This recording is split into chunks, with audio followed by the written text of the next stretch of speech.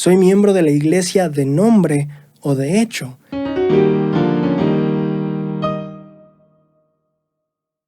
Estimada gente de YouTube, gracias por estar conmigo una semana más en su canal. Hoy vamos a hablar de Doctrina y Convenio 115 a 120. Vamos a hablar de estas revelaciones que se dan ya en Far West, en este nuevo lugar donde estamos iniciando de nuevo junto a José Smith y los santos. Vamos a aprender de las lecciones que tuvieron, de algunos asuntos históricos y vamos a también aprender cosas muy interesantes acerca del diezmo. Así que bienvenido a un episodio más de Tesoros en las Escrituras. Antes de comenzar, solo recordarte que en la próxima semana, ya en este capítulo de Doctrina y Convenio 121, vamos a estar en ese tiempo ya iniciando el concurso que tenemos. Recordemos que por este aniversario, que fue en septiembre, pero que por fechas tuvimos que retrasarnos un poquito por retrasos que tuvimos, vamos a estar regalando una corbata de telar a alguien que pueda recibir en territorio mexicano. También vamos a estar regalando un vestido de Fismar de temporada a la persona que pueda recibirlo en territorio mexicano. Y también vamos a entregar un libro de La expiación continua de Brad Wilcox a alguien que pueda recibirlo en territorio mexicano. Todo lo que tienes que hacer, ya sabes, es escuchar el disco que se va a publicar, regresar al video de Doctrina y Convenio 121 y dejar un comentario con lo que te gustó del video y entre paréntesis el artículo por el cual quieres concursar. También a las personas que residen en Perú vamos a estar otorgando una... No es que no se dice crédito, pero bueno, una línea, por así decirlo, de 75 soles para que puedan escoger los productos que deseen de Lukimisud, con una entrega en Perú y también con envío gratis. Así que pues ya está. Espero que estén felices y emocionados por esto. La verdad que yo me siento muy gustoso de poder llegar a un año más y poder preparar esto para que algunos de ustedes que han apoyado el canal y que nos han acompañado en este viaje de aprendizaje puedan llevarse un regalo y que puedan disfrutarlo en casa. Bien, ahora vamos a empezar. Quiero arrancar con un comentario que me pareció bastante interesante de la vez pasada. Por cierto, muchas gracias a las personas que han enviado sus mejores deseos, que han expresado en oración también o buscado en oración también por mi salud. Muchísimas gracias. Ya estoy recuperándome, todavía no, así que si todavía me ves de repente empezar a sudar bastante, todavía mis temperaturas y aquí tengo el papel, por ejemplo, por sonarme. Entonces, sí, todavía no estoy del todo recuperado, pero la verdad que ya me siento mucho mejor. La semana pasada que estaba yo, o sea, fue muy difícil grabar la semana pasada, de verdad que fue un muy gran esfuerzo el que requirió. Bien, entonces, muchas gracias por eso. Ahora, vamos a empezar con un comentario que me agradó mucho de Tan Linda Arte. Así es el usuario en YouTube, que ya le toca decirnos cómo se llama, porque no, o sea, ya van 2 comentarios que ponemos aquí, no sigo sin saber cómo se llama esta persona. Pero bueno, ella, ahora ya sé que es ella porque me comenta una experiencia que quiero compartirles a ustedes, que me gustó muchísimo. Ella dice, hablando de la lección de la semana pasada: yo he cometido la misma falta que Thomas B. Marsh. Y si tú te acuerdas, estábamos hablando de esta ocasión en la que José Smith manda a Ever C. Kimball a una misión a Inglaterra, recibe esta revelación o inspiración de mandarlo, y luego llega Parley P. Pratt, porque realmente Ever C. Kimball estaba esperando a Parley P. Pratt para organizarse y entonces ir a Inglaterra, pero José Smith lo manda antes de que Thomas B. Marsh llegue. Pero dije Parley P. Pratt, perdón, me equivoqué, de Thomas B. Marsh llegue, y entonces Thomas B. Marsh llega como presidente del quórum y dice: oye, ¿dónde está mi miembro del quórum que me estaba esperando para irnos a Inglaterra? José Smith dice: pues ya te lo adelanté. Y entonces ahí es donde llegan estos pequeños conflictos entre Thomas B. Marsh y José Smith. Y la hermana nos comparte: yo he cometido la misma falta que Thomas B. Marsh. El Señor fue específico con el pecado de Thomas B. Marsh. Le dijo: no seas soberbio. Ser soberbio es tener un sentimiento de superioridad hacia alguien, llámese intelectual, física o moralmente. Hace años fui llamada a servir como consejera de la primaria. La presidenta era una hermana recién conversa, y muchas veces me contrariaban sus decisiones, pues me parecían negligentes. Después de unos meses, las secretarias y maestra estaban molestas con las decisiones de la presidenta y comenzamos a tener conflicto. Yo también me sentía enojada y casi cada domingo salía molesta de la capilla, pues yo estaba convencida de que yo sería mucho mejor presidenta. Fue muy duro. Oraba frecuentemente para aliviar mi malestar, hasta que un día al orar sentí con claridad la respuesta del Señor: yo la quiero a ella como presidenta y a ti para sostenerla. No seas soberbia. No necesitamos estar en contra del profeta para caer en la soberbia, basta con sentirnos superior a cualquiera. Me sorprende que Cristo, que en verdad es superior a todos, no nos trata con soberbia, pero Satanás sí. Me encanta muchísimo este comentario de tan linda arte.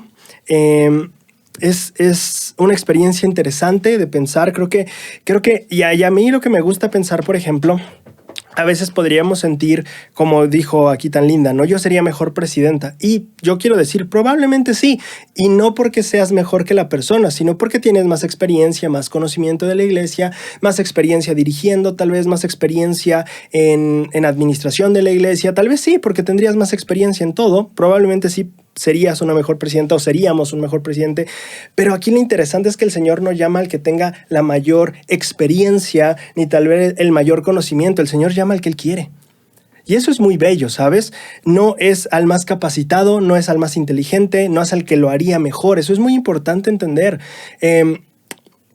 Los llamamientos no se dan por el mejor currículum.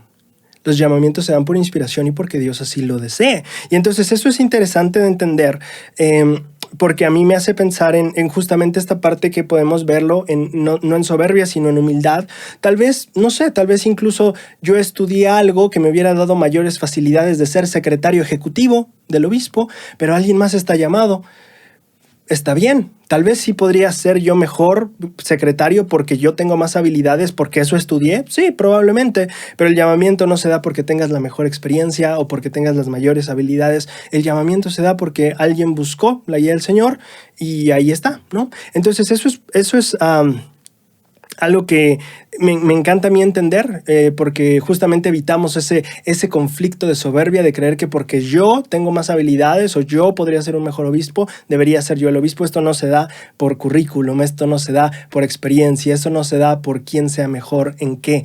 Esto se da porque el Señor lo da y ya está, ¿no? Entonces me encanta muchísimo y me gusta mucho cómo lo que ella recibe a la hora de que ora. Me gusta mucho esta experiencia porque ella dice que ora por este rollo de, oye, no me siento cómoda, tengo molestias, y el Señor en una ocasión le responde, yo la quiero a ella como presidenta y a ti para sostenerla, no seas soberbia. Entonces eso es interesante. Justamente muchas veces hay que entender que el papel pensemos en José Smith ahorita, por ejemplo. Tal vez Sidney Rigdon era una persona con muchos más años de experiencia, con mucha mayor capacidad de oratoria, ¿sabes? O sea, estaba mejor que el profeta en muchas áreas de habilidades.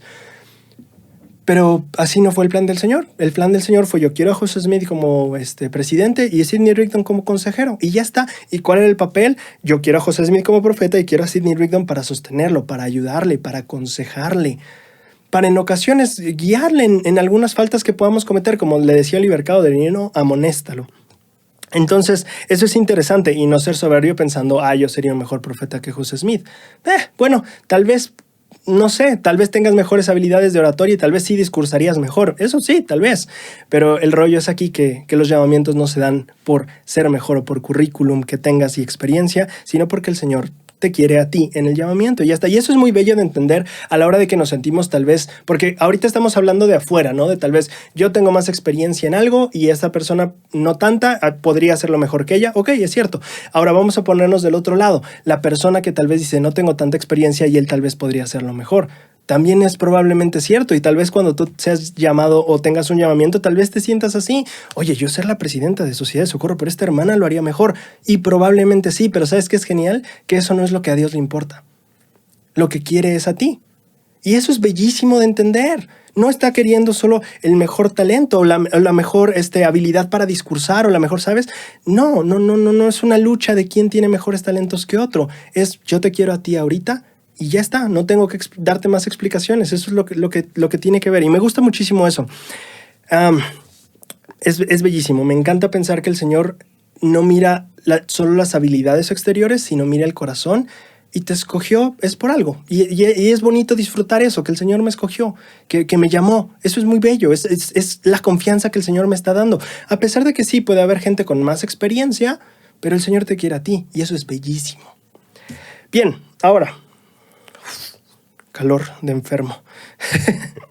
Ahora, nosotros vamos a retomar la lección donde la dejamos, o vamos a retomar la historia donde la dejamos. Estábamos en que José Smith llegaba a Far West, llegaba a que a que habían tenido este traslado, llegaban en marzo, y a mí se me olvidó mencionarles que en este proceso la presidencia que estaba a cargo del Sumo Consejo en Missouri, que recordemos que estaba David Whitmer a cargo, y aquí no me acuerdo si era John Whitmer, su hermano, y Phelps, el otro consejero, pero resulta que estas personas son destituidas de sus cargos por ahí de enero, al iniciar el año, mientras José Smith está viajando,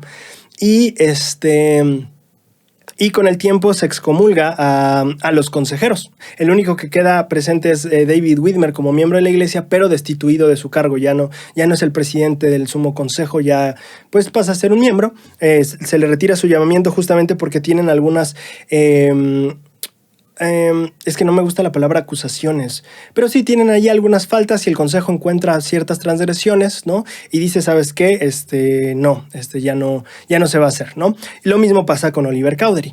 Ahora, quiero que aquí, solo por los que estuvieron en la palabra de sabiduría, justamente aquí es donde también se encuentran algunas de las acusaciones, que te digo, no me gusta la palabra, pero aquí hay algunas de las acusaciones justamente cuando David Whitmer y John Whitmer, no es cierto, sí, John Whitmer, dicen como, sí, nosotros tomamos té seguido, nosotros tomamos café seguido, o cosas así, ¿sabes? Que habíamos visto en la palabra de sabiduría. Bueno, es aquí y es en este consejo en el que justamente también se encuentra como una de las transgresiones, ¿no? Lo mismo pasa con Oliver Cowdery en ese sentido. Ahora, cuando José Smith llega, es cuando ellos ya están, los dos consejeros que eran consejeros ya están excomulgados y David Whitmer ya no está en el puesto de presidente del consejo. Y también lo que pasa cuando llega, ahora estamos en abril de 1838, llega el consejo de Oliver Cowdery, el consejo disciplinario de Oliver Cowdery. No sé cómo se llamaban en ese tiempo, solo consejos. Oliver Cowdery no está presente, hay un buen de cargos, o sea, aquí viene la pregunta, ¿por qué Oliver Cowdery sale excomulgado de la iglesia? Bueno, la verdad es que hay un buen de cargos, ya no me dio tiempo de traducir la minuta para ustedes, pero en la minuta hay varios cargos, entre ellos está, creo que es de hecho el primero que sale ahí, el insinuar falsamente que José Smith ha cometido adulterio, eso es lo que dice la minuta, también habla acerca de Oliver Cowdery, lo que pasa es que él tenía terrenos en Jackson, Missouri, y acuérdense que José Smith había dicho no vendan terrenos porque ya no los vamos a recuperar. Resulta que Oliver Cowdery vende sus terrenos y entonces eso sale también por vender sus terrenos en Jackson, Missouri, lo cual, dice la minuta, da evidencia de la falta de fe que él tiene en la redención de Sion, o sea, en que los santos iban a regresar ahí a Jackson, Missouri, y ocupar los terrenos que tenían. También se enlista un poco de ya apatía, no sé si llamarlo apatía, pero ya hablan de que ya tenía un desrespecto, sí, que no tenía tanto respeto ya por los asuntos de la iglesia, como que ya no asistía a las reuniones, cuando le decían iba a haber reunión, él como que le valía y ya no asistía, y también había dicho públicamente, o no sé si públicamente, pero ahí es uno de los cargos que él había dicho, que ningún líder eclesiástico, ni supuesta revelación, y esa es la palabra que él ocupa, supuesta revelación, iba a gobernar sobre sus bienes materiales. Entonces es parte como del problema que tenía, uno de los problemas principales que tenían ahí con Oliver Cowdery era esto de la venta de los terrenos, ¿no? Oliver Cowdery vendió y dijo, yo no voy a dejar que ningún líder de la iglesia, ninguna autoridad eclesiástica, ni ninguna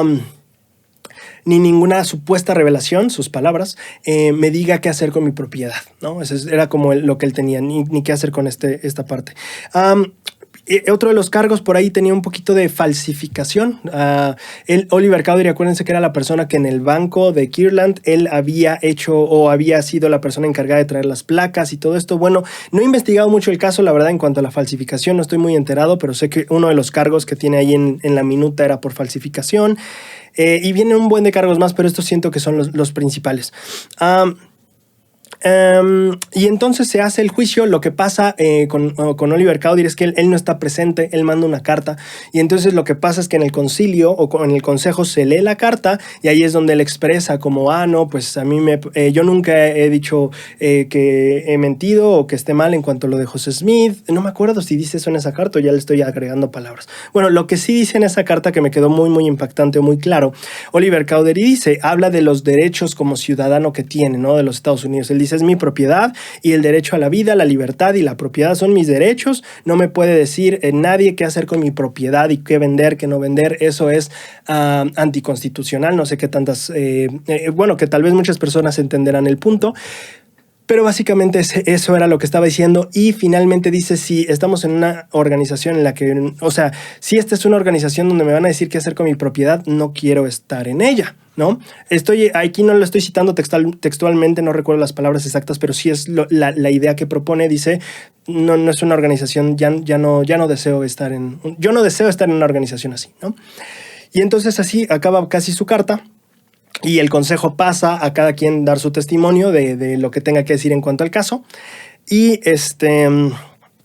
Y varias personas sí cuentan que Oliver Cowdery insinuó que José Smith cometió adulterio, etc. Otros dicen, no, pues esto, Oliver Cowdery también con los billetes, las falsificaciones, ¿sabes? Y todos, o sea, las personas que tienen algo que decir dan su testimonio. Creo que rumbo casi al final, José Smith se levanta y la minuta dice, que esto es interesante, dice la minuta, José Smith dio una historia en cuanto al asunto de la chica. Y eso es interesante para los que se me olvidó mencionarlo en el video anterior en cuanto a la cuestión de lo de esta chica Fanny, pero sí, era un gran conflicto porque justamente Oliver Cowdery pues traía estas acusaciones y José Smith cuenta, ¿qué contó, qué dijo en esa reunión acerca de la relación? No tenemos ni idea, es un gran misterio que me causa mucha intriga, pero lo que sí sabemos es que en esa reunión José Smith tomó un tiempo para dar una historia del asunto con la chica, eso es lo que dice la minuta. Bien. Entonces ahí en ese consejo, acabando el consejo se determina, pues ya está, Oliver Cowdery queda excomulgado y ahí es cuando ya Oliver Cowdery pues sale de la iglesia. Ahora, eso es lo que pasa en cuanto a asuntos administrativos y vamos a voltear la página a ver, ahorita ya estamos cerrando este periodo como de apostasía, ¿no? Ya estamos viendo, híjole, David Whitmer ya está destituido de su cargo, varias personas ya están excomulgadas, varios apóstoles, hay 4 apóstoles que ya están fuera de la iglesia, Oliver Cowdery también ya está fuera de la iglesia, ¿sabes? Y entonces estamos cerrando este capítulo de apostasía en la iglesia. Y volteamos la página para empezar a ver a Far West. Far West, como hablamos el video pasado, es como este nuevo inicio para el profeta, este nuevo inicio para las personas. Y vamos a hablar un poquito de cuando José Smith vino a visitar Far West por ahí de noviembre, que es cuando Hiram vino primero y vino después José, se quitó a Frederick W. Williams de consejero de José Smith y la gente votó por Hiram y entonces Hiram se queda como consejero, pero luego se entera que su esposa murió. En ese primer viaje, José Smith, ya la gente ya había empezado a acabar y hacer cosas para el terreno del templo. José Smith les propone, o más bien quedan en la minuta, dice que quedan que, ¿saben qué? Las cosas para el templo lo vamos a dejar parado hasta que el Señor nos diga que es su voluntad que empecemos a construir un templo, ¿vale? Y entonces se para la obra del templo en noviembre del 37, José Smith se regresa a Kirtland, pasa lo que ya les contamos en diciembre, que se pone la violencia, José Smith en enero sale con Emma embarazada y ya se mueven para acá. Ahora, estamos en marzo, pasamos a abril y creo que ¿en qué mes se da la doctrina y convenios? Ajá, avanzamos a abril, que es la excomunión de Oliver Cowdery por ahí es que no me acuerdo, creo que es 18. No me acuerdo qué día fue. Pero bueno, llegamos al 26 de abril y es donde tenemos Doctrina y Convenios 115. Doctrina y Convenios 115 es una revelación hacia algunos líderes, pero nos da mucha luz en cuanto a lo que estos nuevos comienzos de la iglesia. O este buen volver a empezar, ¿no? En el versículo 4, que es el primero que quiero abordar aquí, el Señor dice, porque así se llamará mi iglesia en los postreros días, a saber, la iglesia de Jesucristo de los santos de los últimos días. La vez pasada les había comentado que la iglesia ha pasado por 3 nombres. La primera fue la iglesia de Cristo, la segunda la iglesia de los santos de los últimos días, y después dijimos, pues ni una ni otra, pues las dos. La iglesia de Jesucristo de los santos de los últimos días. Aquí, la vez pasada les dije que no sabía muy bien por qué había pasado esto del nombre intermedio. Ya leí un poquito en la página de la iglesia, en el ensayo que justamente se llama El nombre de la iglesia, explica que hubo en 1834, justamente hay un consejo en el que los hermanos hablan del tema del nombre de la iglesia y dicen, oye, ¿sabes qué? Nos llamamos la iglesia de Cristo, pero pues también esa congregación se llama la iglesia de Cristo, ellos se dicen llamar la iglesia de Jesucristo, la iglesia de Cristo, todos los cristianos dicen que son la iglesia de Cristo, entonces como que nos vamos a confundir entre todas esas personas y la gente no nos va a identificar como la iglesia de Jesucristo, ¿sabes? O sea, la iglesia de Cristo se dicen muchas personas, incluso en Inglaterra, ¿no? Había la iglesia de Cristo. Y entonces ellos toman la decisión, ¿sabes qué? Vamos a cambiar el nombre para que sea más distintivo y entonces acaban con la iglesia de los santos de los últimos días. Y entonces eso es lo que se adopta en 1834, ese es el segundo nombre que tiene la iglesia y después ya ahorita es donde estamos viendo este otro cambio hacia el tercer y el nombre ya definitivo con el que nos quedamos.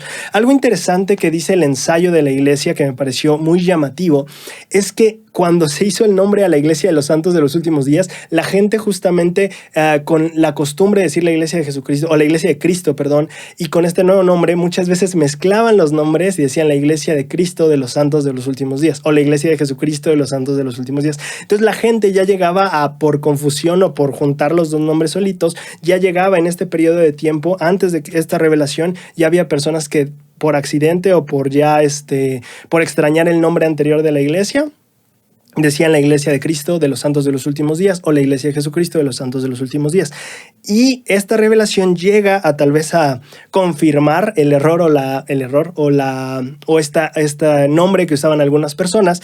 Y eso para mí es muy interesante porque si ya había personas que usaban a veces el nombre de la iglesia de Jesucristo de los santos de los últimos días, esta revelación llega a afirmar algunas cosas que personas ya habían pensado, que personas ya se les había ocurrido. Y lo que me encanta de este modelo de revelación es porque a veces pensamos que Dios nos va a dar la revelación y entonces nosotros empezamos a actuar. Y lo que no entendemos es que muchas veces la revelación va a venir en confirmación a cosas en las que tú ya empezaste a actuar. ¿Tiene sentido? Cuando nosotros recibimos revelación regularmente es para saber que es correcto algo. Tal vez la confirmación más grande que tuviste de la iglesia fue cuando te bautizaste y sentiste esto es correcto. Tal vez no es el momento en el que te arrodillaste, tal vez para ti tu mayor experiencia fue cuando diste los primeros pasos. Y de hecho, arrodillarte a orar ya es primeros pasos, ya son primeros pasos. Y entonces a mí me gusta este modelo porque es dar primeros pasos, avanzar un poco y la revelación va a empezar a fluir. A veces cometemos el error de quedarnos quietos y decir, bueno, que Dios me diga qué hacer y voy. Y es como, no, empieza a actuar. En muchas ocasiones lo que se necesita es empezar a avanzar unos pasos.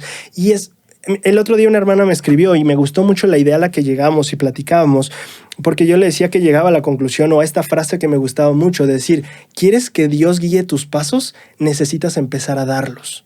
No puedes esperar que Dios guíe pies que están quietos. Dios puede encaminar pasos que están avanzando. Así que si quieres que Dios guíe tus pasos, necesita haber pasos que guiar, ¿no? Entonces empieza a dar pasos y Dios va a empezar a guiarlos, confiar en esos primeros pasos y Dios te hará saber si vamos bien, si no. Y sabes, es esa parte de que Dios te guíe conforme estés avanzando. Y entonces me gusta mucho esa idea y esta revelación y el contexto que el ensayo en la página de la iglesia nos da, nos ayuda a aprender esa lección. ¿Quieres que Dios guíe tus pasos? Necesitas empezar a darlos.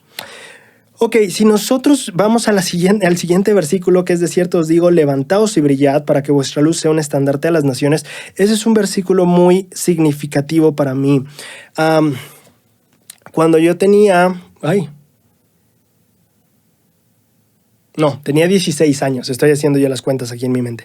Cuando yo tenía 16 años, hubo para la fortaleza de la juventud, un FSY, un SOY, no sé cómo le llaman en sus países. Hubo esta conferencia que fue grandísima. No me acuerdo cuántos éramos, creo que 1,000, 2,000 jóvenes. La verdad no me acuerdo cuántos jóvenes fuimos. Era grandote, se hizo en el Benemérito, que era en ese tiempo la escuela preparatoria de la iglesia. Ahorita es el CCM. Y entonces fue padrísimo, fue gigantesco. Y el tema del año de esa mutual, el tema de la mutual de ese año era Doctrina y Convenio 115.5, de cierto os digo, levantaos y brillad, para que vuestra luz sea un estandarte a las naciones. Y al leer este versículo me trae muchos recuerdos, y en principal uno, que para mí fue muy significativo en esa conferencia de juventud. Hubo un día, creo que fue el jueves en el que veíamos temas para la fortaleza de la juventud. No recuerdo, era la charla del matrimonio director de sesión y recuerdo que fue una charla sobre el sacerdocio arónico. Estábamos los del sacerdocio arónico, los jóvenes. Las jóvenes se habían ido con la hermana del matrimonio, nosotros con el hermano. Y recuerdo que dentro de todo el discurso que dio, o la plática que tuvimos, o la charla, como quieras llamarla, hubo un momento en que dijo, quiero que pensemos en este lema. El Señor nos está invitando a levantarnos y a brillar para alumbrar a otras naciones.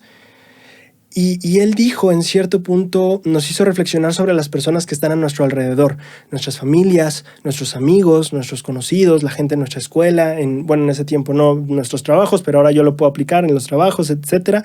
Y nos dijo, y quiero que piensen en si ustedes quieren llevar esta responsabilidad y si están dispuestos a tomar esa batuta de levantarse y ser una luz para esas personas. Y yo pensaba mucho en ese tiempo en mi papá, que no es miembro de la iglesia, y recuerdo que pensé en eso, en debo de buscar ser una luz para otras personas, también para mi padre, y hubo un momento en el que él nos dijo, entonces, si ustedes quieren hacerlo, quiero que cada uno de ustedes que esté dispuesto a levantarse y brillar, y ser un estandarte a las naciones.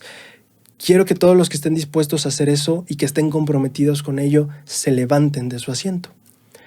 Y yo recuerdo que muchos se levantaron inmediatamente. Yo me quedé pensando en lo que significaba eso. Yo vi a todos levantarse y yo me quedé sentado y dije, ¿qué significa? O sea, ¿qué implica ese compromiso que yo quiero hacer de levantarme y ser una luz para los demás?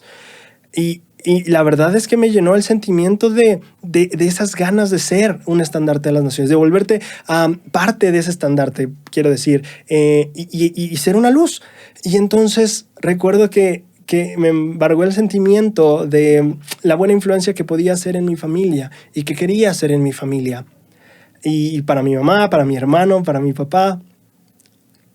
Y entonces, a pesar de que lo hice un poquito tarde porque me quedé pensando, decidí levantarme y recuerdo esa sensación de determinación que tenía de quiero levantarme y ser un estandarte de las naciones. Quiero ser una luz. Quiero levantarme y brillar. Y recuerdo ese momento como por así decirlo, un convenio personal. Un convenio personal que esa persona o ese director, el hermano René, nos invitaba a hacer. Y yo me detuve para pensar, ¿quiero aceptar esto? Y me levanté. Y una ocasión similar me ocurrió cuando me tocó por primera vez mi primera recomendación para el templo, ya para irme a investir antes de ser misionero. Y recuerdo el momento en el que el presidente Estaca me dijo, ok, perfecto, acabamos la entrevista, firma aquí. Y yo dije, ¿cómo firmar ahí? Me dijo, sí, firma ahí va tu firma. Y a mí nunca, no recuerdo si antes me había tocado firmar. Según yo, la de los jóvenes, por lo menos en mi tiempo, no se firmaba. Y entonces yo dije, ¿pero firmar eso? O sea, para mí fue como estoy firmando un documento del Señor que aprueba mi dignidad y la parte de ir al templo y todo eso. Y yo decía, no, o sea, eso es muy fuerte. Para mí fue como, estoy firmando, significa que estoy comprometido, estoy seguro de lo que estoy haciendo, en el sentido de que yo estoy certificando que sí, o sea, y no que hubiera mentido en la entrevista, pero sabes, como que sentí esa responsabilidad tan grande de estoy certificando ante el Señor, como que no había caído tanto en esa cuenta, ¿sabes? De que la entrevista significaba eso, la entrada al templo significaba eso. Y entonces siento estos dos eventos como muy paralelos en mi vida, en el momento en el que el Señor te dice, te estoy pidiendo que te levantes y brilles. Y quiero saber si estás dispuesto a hacerlo. Y para mí esos dos momentos son así en mi vida, ¿sabes? Fueron dos momentos en los que el Señor me dijo, es en serio, aquí está, firma aquí, si estás de acuerdo y estás dispuesto y de verdad quieres hacerlo, firma aquí. Para mí fue wow. Y en el momento en que ese hermano también nos dijo, si están dispuestos a levantarse y brillar, por favor, pónganse de pie. Quiero saber quién está dispuesto a hacerlo. Pero nos dijo, solo quienes estén dispuestos. No lo hagas porque te lo estoy pidiendo. Solo si estás dispuesto a hacerlo, quiero que te levantes. Y en ese momento nos ponemos en perspectiva. ¿Estoy dispuesto a levantarme y brillar? ¿Estoy dispuesto a mantener mis convenios del templo? ¿Estoy dispuesto a entrar al templo? Estoy dispuesto. Y firmar o levantarme para mí forma parte de un convenio personal, tal vez que yo hice con Dios en ese momento, decirle sí estoy determinado a hacer esto, sí estoy certificando que me estoy esforzando por entrar al templo, me estoy esforzando por etcétera, etcétera. Y por otro lado, me estoy esforzando, estoy determinado a levantarme y brillar. Y es el compromiso que yo tengo contigo de aquí en adelante. Entonces, esta escritura para mí me trae recuerdos de momentos muy específicos de crecimiento, de compromiso en mi vida desde los 16, los 18 años. Y creo que cada uno de nosotros podemos tomarlos así. Es una escritura que está en el inicio de algo nuevo, de una nueva etapa para la iglesia. Ya no es Jackson, Missouri, Sion. ¿no? O bueno, sí lo es, pero o sea, ya no estamos en Jackson, Missouri, ya no estamos en Kirtland, estamos empezando de nuevo en Far West. Y el compromiso es, vamos a empezar de nuevo, vamos a levantarnos y brillar. Y aquí podemos pensar en las cosas que han salido mal en nuestras vidas, ¿sabes? Tal vez los planes que tuvimos para Missouri no funcionaron, y Kirtland no pasó como nos hubiera gustado. Tal vez hay cosas en tu vida que no salieron como te gustaron, tal vez fue un matrimonio, tal vez fue una carrera, tal vez fue una misión, yo no sé, tal vez hay cosas en las que dijiste no salieron como quería que salieran, o tal vez yo cometí errores y tal vez lo arruiné, podrías pensar, ¿no? Tal vez arruiné 2 oportunidades de crecimiento, mi Missouri y mi Kirtland, las he arruinado. Bueno, lo padre de esta historia es que hay un Far West y que hay un nuevo comienzo. Y el Señor te invita en este nuevo comienzo, levántate y brilla. No te quedes a cabizbajo por los fracasos que has tenido antes. No voy a juzgarte por estos fracasos. El Señor te dice, levántate y brilla. No te estoy diciendo a ver si quieres, es un mandamiento, levántate y brilla. De cierto os digo a todos, levantaos y brillad. Así que creo que es muy bonito en momentos en los que tú tal vez has caído, ya sea anímicamente, en transgresión, o tal vez que simplemente has sentido que la vida no ha resultado como querías y tal vez te sientes en un punto bajo. El Señor te dice, vamos de nuevo, vamos desde cero. Si estás bajando, seguramente también hay una subida. Levántate y brilla. Y esa implicación es bellísima. ¿Qué significa que yo después de tal vez estos fracasos, que después de estas cosas que no salieron como quería, o tal vez de estos errores en mi pasado, qué significa que yo me levante y brille? ¿Sabes? Me recuerda a esa escritura que dice Israel o Jerusalén. No dice Israel, ¿no? Levántate y sacúdete el polvo. ¿Y cómo podemos brillar si estamos todos empolvados, verdad?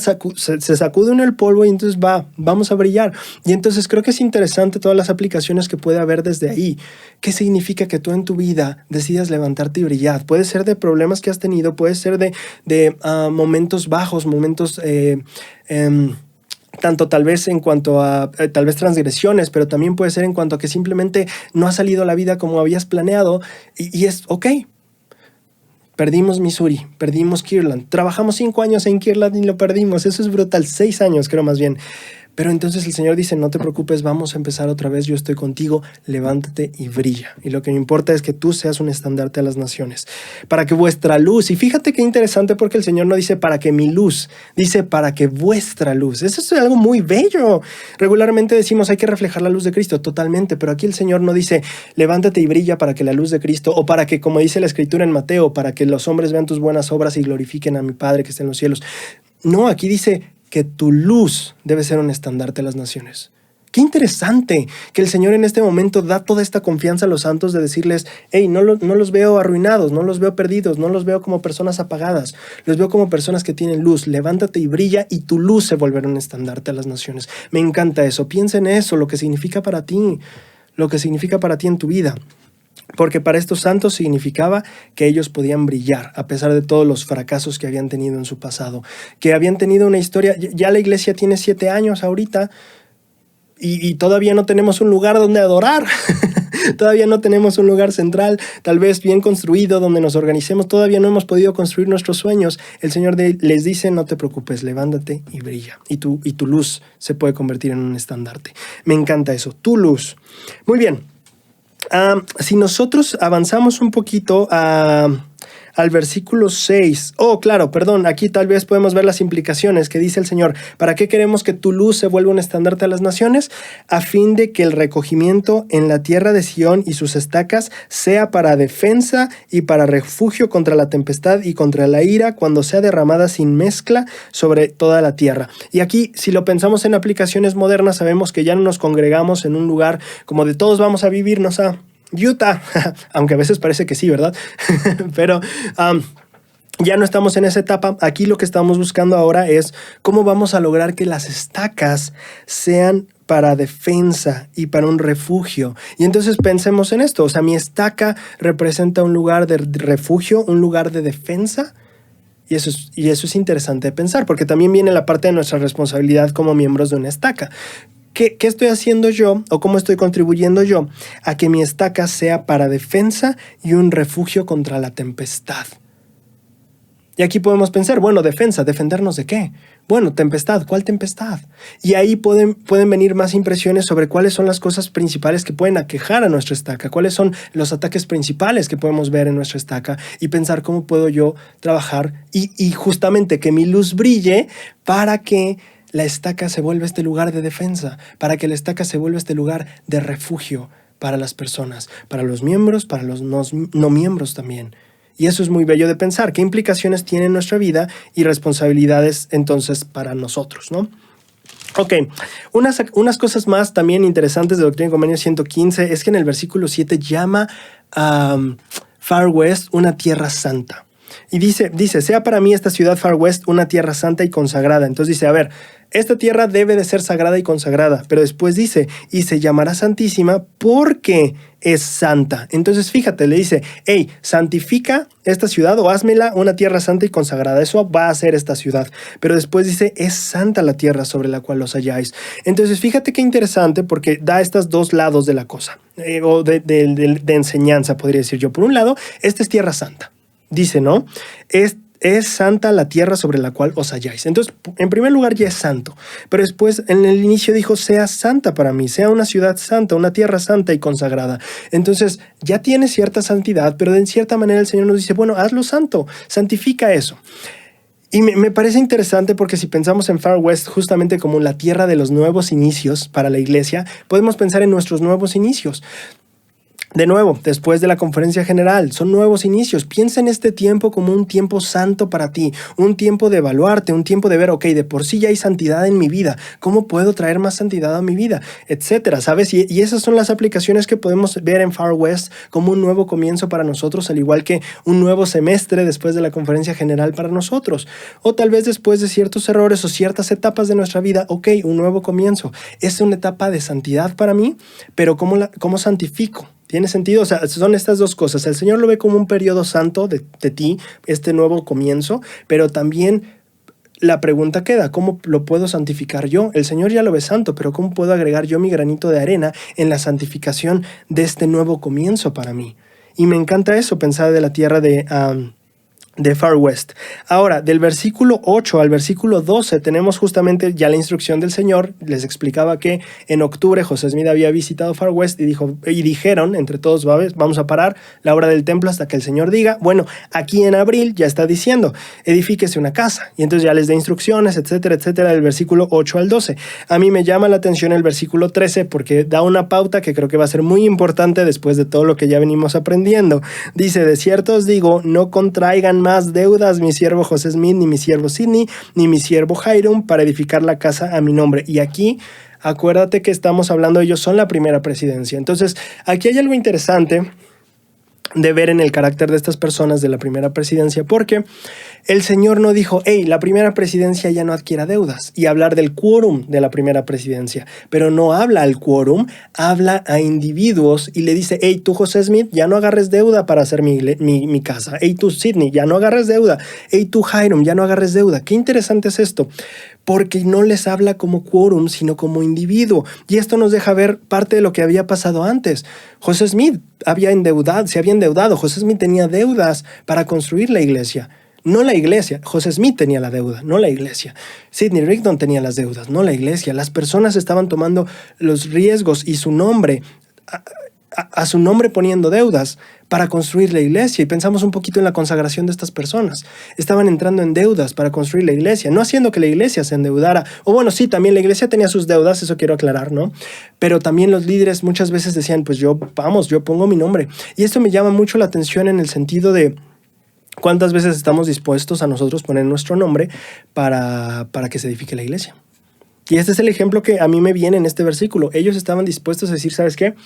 Tengo que poner mi nombre y este sacrificio personal, vale, lo pongo. Y el Señor en este momento les dice, ya no lo hagan, vamos a tener un poquito de tal vez más prudencia económica, si es que ese término aplica.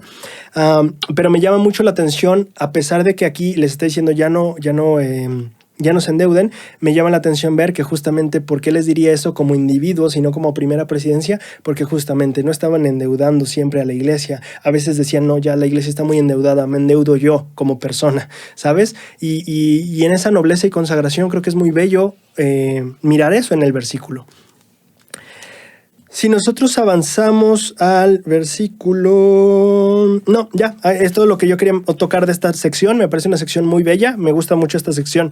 Si nosotros avanzamos a la sección 16, resulta que José Smith va en un viaje porque justamente... creo que aquí dice, justamente... bueno, en Doctrina y Convenios 115, del versículo 17 al 19, habla un poquito de extender Sion en el sentido de construir estacas. Y acuérdate que estacas no era como organizar 5 barrios como ahorita lo es, ¿no? Estacas muchas veces tenía que ver con ciudad. Entonces edifícame un lugar donde los santos puedan congregarse, que sea una extensión de Sion, ¿no? De este lugar central debe de haber como ciudades satélite, podríamos decirlo así, ¿no? Y entonces el Señor les dice, hey, vamos a abrir estacas. Dicen, ok, y entonces llegan a una etapa de buscar terrenos, buscar cosas, y aquí lo padre es que los terrenos en Missouri, o bueno, en el condado de... Cardwell, creo que se me fue el nombre, Cardwell, y también el condado de Davis, como eran praderas. Fíjense aquí lo que pasó, que las personas de Missouri, cuando los miembros de la iglesia dijeron, oye, ¿sabes qué? Si nos das nuestro espacio solo y ya así no molestamos a nadie, organiza un condado nuevo y ahí vivimos nosotros. Y dijeron, sí, ok, Cardwell, ahí está, ¿no? Bueno, Cardwell era un lugar de praderas, no era un lugar donde se pudiera sembrar fácilmente. Los santos tuvieron que trabajar la tierra y justamente hacer el cambio de una pradera donde no siembras ni cultivas a un lugar de cultivo, ¿no? Y entonces los santos estaban trabajando mucho en eso, pero justamente eran malas tierras, o sea, les habían dado un condado donde las tierras no eran buenas para cultivar. Y entonces, pues el gobierno estuvo de acuerdo en eso. Yo creo que todos dijeron, sí, que se queden con las tierras feas y ya, todos tranquilos, ¿no? Pero bueno, los miembros estuvieron dispuestos a eso, trabajaron la tierra, empezaron a cultivar, como ya vimos en el tiempo de José Smith, cuando llega ahí, había unas 2,000 granjas ya organizadas. Entonces trabajaron muy duro.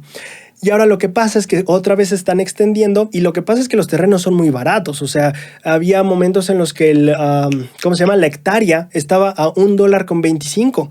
Claro, ahorita es una ganga eso. Tú creo que si te llegan a ofrecer eso, todos compramos eso, ¿no? Bueno, en ese tiempo el dinero valía diferente y era un lugar, justamente, un lugar no trabajado. Eran tierras malas, ¿no? Y entonces justamente los santos, dice José Smith, bueno, vamos a buscar dónde establecer esta estaca de Sion y vamos a ir a comprar terrenos. Y hago esta aclaración porque sí estaban bastante endeudados, pero también los terrenos estaban pues relativamente bastante baratos, ¿no? Más porque era esta tierra mala que el condado, que Missouri les había dado, el estado les había dado. Bueno, entonces José Smith sale en un viaje con varios hermanos para justamente explorar terrenos, para justamente ver dónde vamos a comprar, dónde vamos a hacer esta estaca de Sion. Teléfono otra vez, ya van 2 capítulos seguidos. Y entonces lo que sucede es que en este viaje José Smith le llama la atención 2 pilares o 2 como altares. Y de hecho José Smith escribe que él había, vislumbrando 2 torres o altares nefitas se acercan a esa zona, y entonces es cuando José Smith recibe esto que conocemos como Doctrina y Convenios 116, que tiene que ver con ese lugar especial al que estaban llegando que no conocían antes. La sección 116 no es una revelación dictada, es más bien algo escrito, me parece, en el diario de José Smith, y que entonces como implica una revelación que recibió, pero no necesariamente una revelación que se le dictó, sino que recibió claridad en cuanto a cómo se llamaba el lugar y por qué se llamaba así, y escribe en su diario eso. Bueno, se toma eso de su diario y se tiene ya como una revelación, una sección de Doctrina y Convenios. Entonces, aquí en Doctrina y Convenios 116 dice, el Señor da a Spring Hill, que es justamente donde estaban, el nombre de Adán Ondiamán, porque ese lugar, dijo él, al cual vendrá Adán a visitar a su pueblo, o sea, donde se sentará el anciano de días, como lo declaró Daniel el profeta. Entonces, resulta que en este viaje de justamente crecer las estacas, y mira eso, cuando estás avanzando, el Señor dirige tus pasos a donde tienes que ir. Entonces, en ese momento en el que ellos están saliendo, buscando y haciendo, el Señor les da esta guía de decir, este lugar es un lugar especial. Y ya topamos con él, ya llegamos a él finalmente. Y este lugar se llama Adán Ondiamán. Solo me gustaría mencionar, Bushman dice, y Bushman, para los que me han estado preguntando, Bushman es un historiador santo de los últimos días, ¿vale? Es súper reconocido en el sentido de que escribió el libro que estamos utilizando, que es una súper biografía cultural de José Smith, y entonces es un historiador santo de los últimos días bastante reconocido. Solo quiero decir, Bushman señala a que Adán on Diamant significa el lugar donde Adán moró. Sin embargo, también encontré algunas referencias a discursos de Parley P. Pratt y discursos de otros líderes de la iglesia que señalan que es lugar donde Adán moró después de salir de Getsemaní, de Edén, ya estoy confundiendo aquí los papeles. Pero bueno, yo solo quería hacer esa mención. La verdad yo no te podría decir uno o el otro porque la fuente que da Bushman no pude ir a revisarla, no tenía acceso a ella, entonces no te puedo decir, pero me gusta el dato de por ahí saber que tendría que ver con el lugar donde Adán moró después de salir de Getsemaní, etcétera, etcétera, ¿no? Ok, ese es Doctrina y Convenios 116. Y nosotros vamos a Doctrina y Convenios 117, que está dirigida a William Marks, Newell Whitney y Oliver Granger. Solo quiero tocar un versículo y otro lo voy a dejar para el final, ¿vale? Este versículo es el versículo 5. El versículo 5, y es más administrativo que espiritual ahorita, dice: entréguense las propiedades de Kirtland para liquidar las deudas, dice el Señor. Entregadlas, dice Él, y lo que quede permanezca en vuestras manos. Entonces, la iglesia tenía deudas. ¿Qué vamos a hacer con ella? Ok, vamos a tomar las propiedades en Kirtland. Y aquí es donde viene el momento de decirle adiós a Kirtland. Hasta donde yo sé, José Smith ya nunca regresa a Kirtland. Al menos la iglesia en sí no regresa a Kirtland. De hecho, ya hay planes en este momento donde estamos leyendo para que ya todos los santos de Kirtland se vengan para Far West. Ya Kirtland, podemos decir que era el proyecto ya dado por perdido. Ya se dio como golpe de estado, la gente ya estaba muy violenta, vámonos a otro lado a empezar de nuevo. Entonces, sí es muy literal como se cierra la página o se cierra el capítulo de Kirtland y ahora nos vamos para Missouri. Entonces, ¿qué pasa con esta revelación? Que justamente da ese cerrar de puerta o ese cerrar de capítulo en nuestra historia, de decir, ¿saben qué? Vamos a pagar deudas, todos los terrenos que tenemos ahí en Kirtland, las propiedades, utilízalas para liquidar las deudas que tenemos. Y entonces así empezamos a decirle adiós a Kirtland con mucha nostalgia. Ahora sí, no solo vemos al templo alejarse en medio de la noche como José Smith aquel día de enero, sino ahora también estamos diciéndole adiós en nuestros corazones, ya soltando. Y para mí fue muy nostálgico leer este versículo, decir, wow, este lugar donde habíamos trabajado tanto, ahora era el momento de decirle adiós. Y muchas veces pasa eso. Cuando tú estés teniendo nuevos inicios, hay veces en los que tienes que cerrar el capítulo anterior. Hay veces en los que tienes que decir, ¿sabes qué? No lo logramos o no funcionó por una u otra razón. Tal vez no por nosotros, sino por ellos. O tal vez sí por mí, no sé. Pero a veces ya toca cerrar ese capítulo y decir, ¿sabes qué? Suelta. No te quedes con posesiones ahí, no te quedes con terrenos. Suelta. Acaba, cierra ese capítulo. Tienes deudas, págalas con esos terrenos. Deja ir esos terrenos, suéltalos. A diferencia, y fíjate qué interesante, Oliver Cowdery es excomulgado, o bueno, en parte uno de los cargos de su excomunión es porque vende los terrenos de Missouri, de Jackson, diciendo, oye, ¿cómo que no tienes fe en que vamos a ir a Jackson y vamos a redimir Sion? Y por otro lado, el Señor está diciendo, vende esos terrenos. Entonces, fíjate esta lección interesante. El no mirar hacia el futuro con fe no está bien. Y el Señor te da la instrucción de suelta los lazos del pasado. Entonces me encanta esta lección. Deja ir y ten fe en el futuro. No pienses que el futuro no va a salir bien, no va a ser brillante, no va a ser, ¿sabes? Suelta el pasado. Lo que ya no salió bien, está bien. Ahora voltea hacia el futuro y dime qué sí puedes hacer mejor. Y vamos a hacerlo mejor esta vez. Vamos a empezar de nuevo. Entonces me gusta muchísimo esto que el Señor les dice, esos terrenos ocúpenlos, suéltenlos, déjenlos ir, ya es tiempo. Es nostálgico por todo lo que vivimos en Kirtland, la investidura de poder, el templo, ¿sabes? Todo lo que trabajamos por esos terrenos. Pero bueno, el Señor dice, suelta y deja ir. Me encanta. Ok, en versículo 10, pasamos a la siguiente sección, Doctrina y Convenios 118. Y aquí esta sección está dirigida a los 12 apóstoles. Y aquí solo voy a hacer mención de dos cosas, porque también algunas cosas son muy administrativas.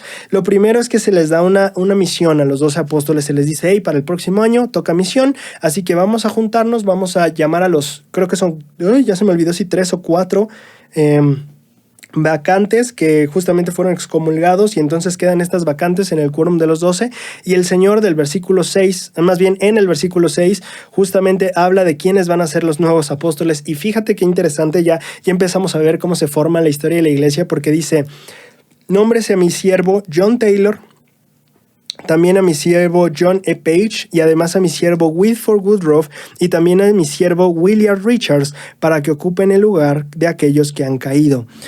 Ahora, fíjate qué interesante esto, porque sabemos, por lo menos, John Page casi no tenemos como muy presente en la historia de la iglesia, pero a John Taylor definitivamente, a Wilford Woodruff también, los dos llegaron a ser profetas de la iglesia, y a William Richards también. Si tú no te acuerdas quién es esta persona que está en el martirio junto al profeta José Smith, es este apóstol que está junto a él. John Taylor y William Richards son los dos apóstoles que están junto a José y a Hiram cuando los asesinan.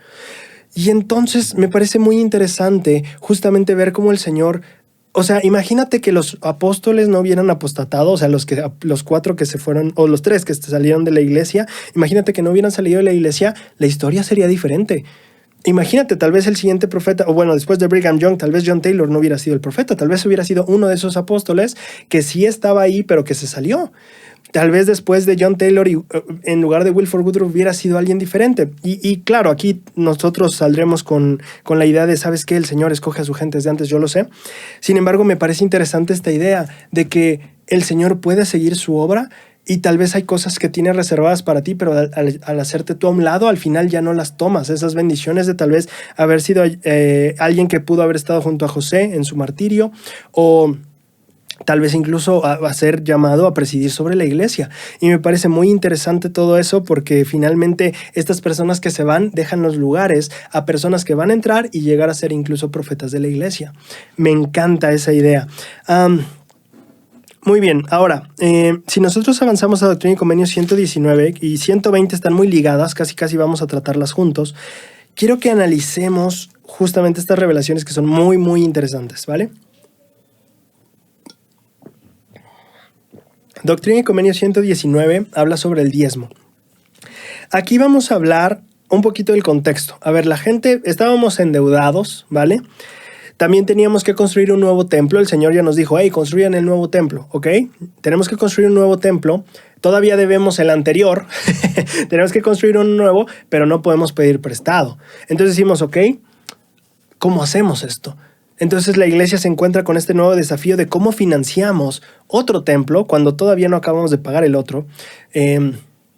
Cuando todavía hay cosas que debemos y no podemos pedir dinero prestado, ¿cómo hacemos? Y entonces en estas preguntas justamente surge la idea de, ok, ¿cómo vamos a recaudar fondos? ¿Cómo vamos a recaudar donaciones? ¿Y cómo va a proceder? Y entonces fíjate que en este contexto, antes de empezar con la revelación,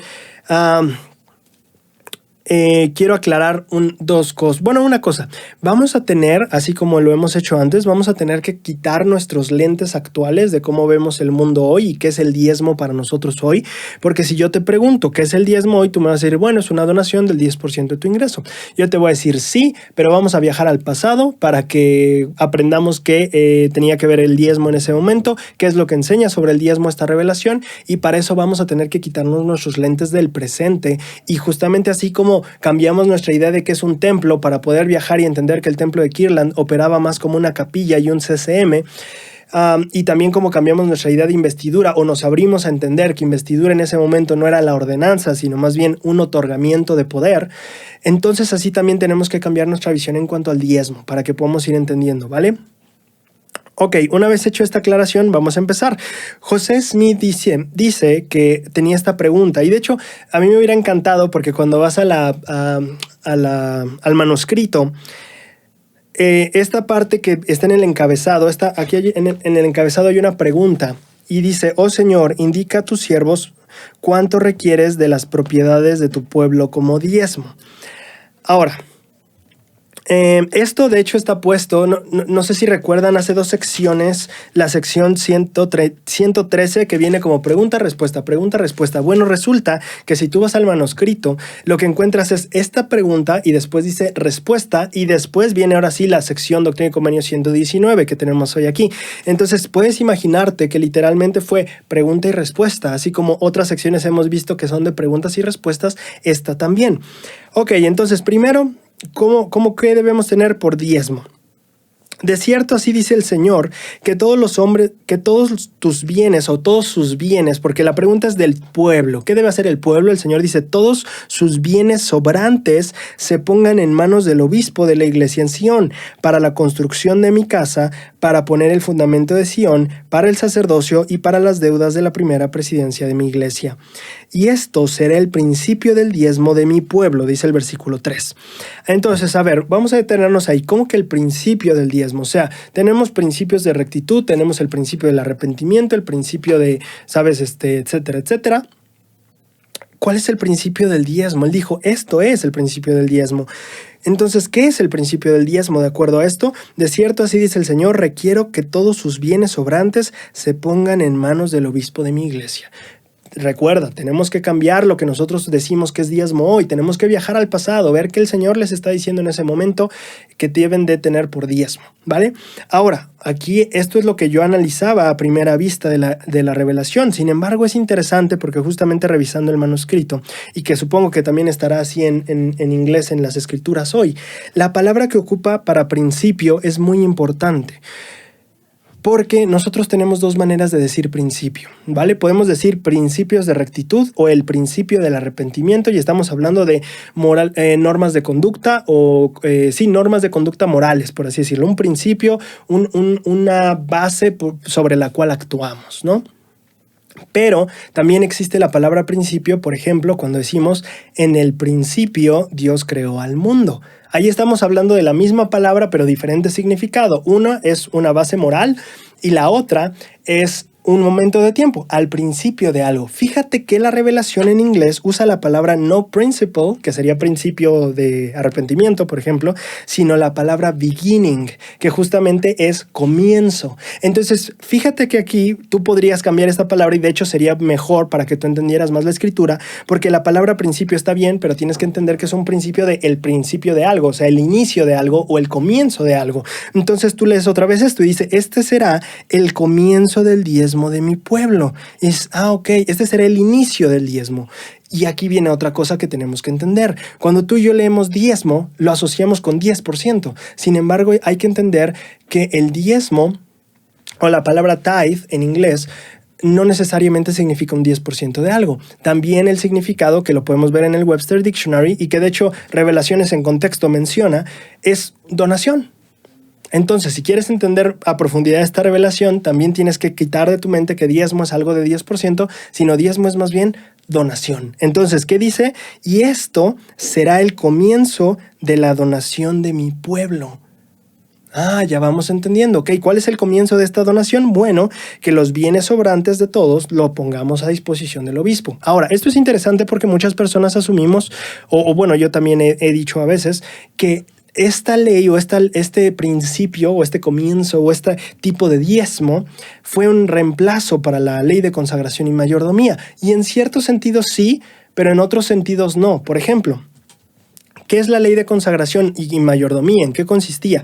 Consistía en que yo traía todo lo que tenía, se lo daba al obispo, el obispo evaluaba y me daba solo lo que yo necesitaba y lo demás se quedaba como donativo. Ok, entonces yo me quedaba con lo que necesitaba y el obispo tenía el sobrante. Y aquí dice que lo que necesitamos como el inicio de las donaciones es que yo ponga en manos del obispo todo lo sobrante. Entonces, ¿cuál es la diferencia? Bueno, la única diferencia en este aspecto específico que estamos tratando es que en lugar de que yo le dé todo al obispo y él me devuelva lo que necesito, más bien yo tomo lo que necesito y todo lo que sobra se lo doy al obispo. Es lo mismo. Iba a decir, pero más barato, ¿no?